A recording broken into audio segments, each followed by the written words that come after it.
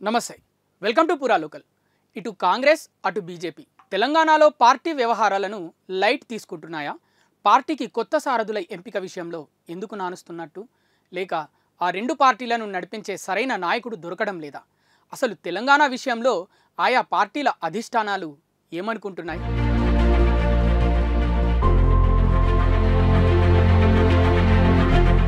PCC చీఫ్గా ఉన్న Revanth CM అయ్యారు. టీబీజేపీ చీఫ్ కిషన్ రెడ్డి కేంద్ర మంత్రి అయ్యారు. వారి స్థానాల్లో కొత్త చీఫ్ల నియామకంపై మాత్రం పార్టీలు ఇంకా నిర్ణయం తీసుకోలేకపోతున్నాయి. అసలైతే రెండు జాతీయ పార్టీలకు సంబంధించి రాష్ట్ర అధ్యక్షుల నియామకంపై ఆ రెండు పార్టీలు చాలా రోజులుగా కసరత్తు చేస్తున్నాయి. ప్రత్యర్థి పార్టీ వ్యూహం మేరకు రాష్ట్ర సారథి నియామకంలో ఇరు పార్టీలు పరస్పరం నిర్ణయాలను పెండింగ్లో పెడుతున్నాయనే ప్రచారం జరుగుతోంది.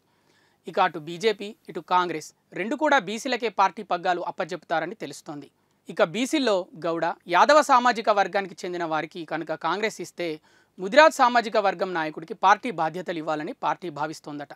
బలమైన సామాజిక వర్గాల ఓట్లను పోలరైజ్ చేసుకోవడానికి కాంగ్రెస్ బీజేపీ వ్యూహ ప్రతివ్యూహాల్లో నిమగ్నమయ్యాయి. ఇక తెలంగాణలో పార్టీ రథసారథి ఎంపికపై ఆ పార్టీ అధిష్టానం చాలా రోజులుగా కసరత్తు చేస్తోంది. అసెంబ్లీ ఎన్నికలకు ముందు నియమించిన కిషన్ రెడ్డి కేంద్ర మంత్రిగా జమ్మూ కాశ్మీర్ ఎన్నికల ఇన్ఛార్జిగా బిజీగా ఉన్నారు. కొత్త దళపతి నియామకం ఇదిగో అదిగో అంటూ వాయిదా వేస్తోంది.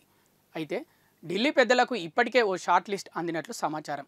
పాత కొత్త వివాదం నడుస్తున్న నేపథ్యంలో అధ్యక్ష నియామకంలో జాప్యం జరుగుతున్నట్లు పార్టీ వర్గాలు చెబుతున్నాయి.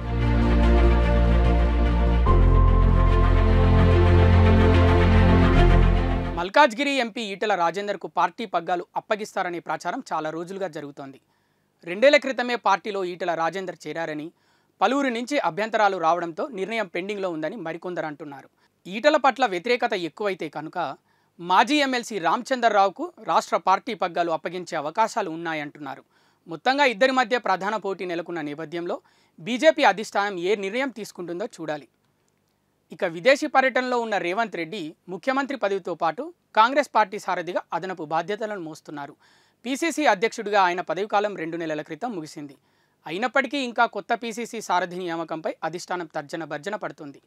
అయితే రేవంత్ అమెరికా నుంచి వచ్చిన తర్వాత పార్టీ చీఫ్ ఎంపిక ప్రక్రియ కొలిక్కి వస్తుందని చెప్తున్నారు. కొత్త సారథి కోసం ఇరు పార్టీల శ్రేణులైతే ఆసక్తిగా ఎదురుచూస్తున్నాయి.